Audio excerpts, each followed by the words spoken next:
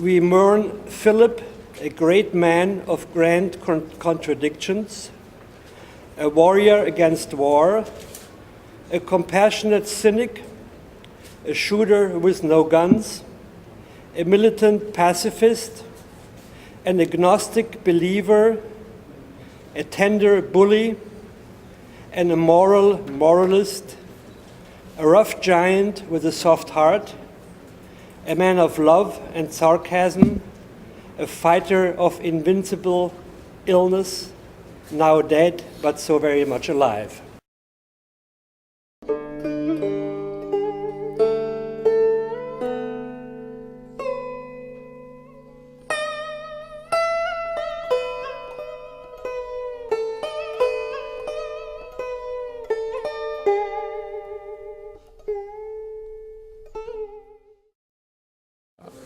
I'm from Vietnam, and naturally I have an attraction to see how other Westerners see Vietnam, looking at the war from a different angle, not like on HBO or Showtime. I think that it has relevance because even though these pictures reflect the war in Vietnam, but by extension it could reflect many other wars,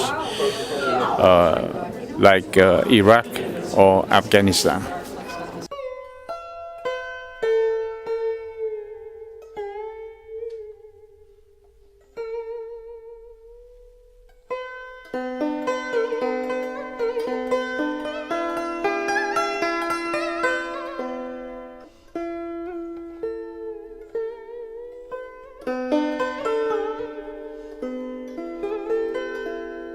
You look at the pictures that are here and how dynamic they are and how moving they are, you begin to understand that's not a pretty place to be.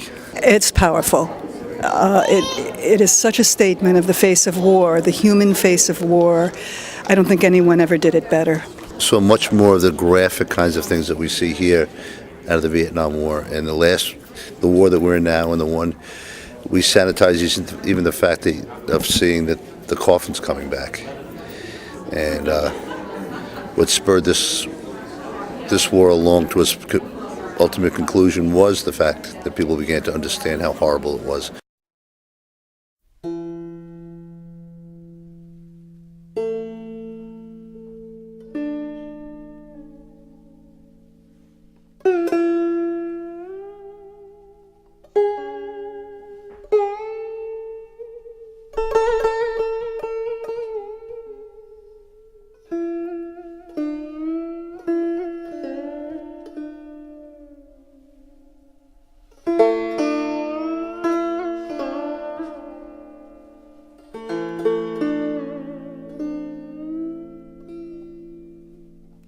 Yes, I do see pictures of victims of Agent Orange. It's a product that was used by the U.S. Armed Forces, especially the Air Force, to defoliate the jungles. That's a double purpose when they spray so-called herbicide. And those herbicides have it's a military applications. The herbicide that used in the United States are much less toxic than the one that he was used in Vietnam.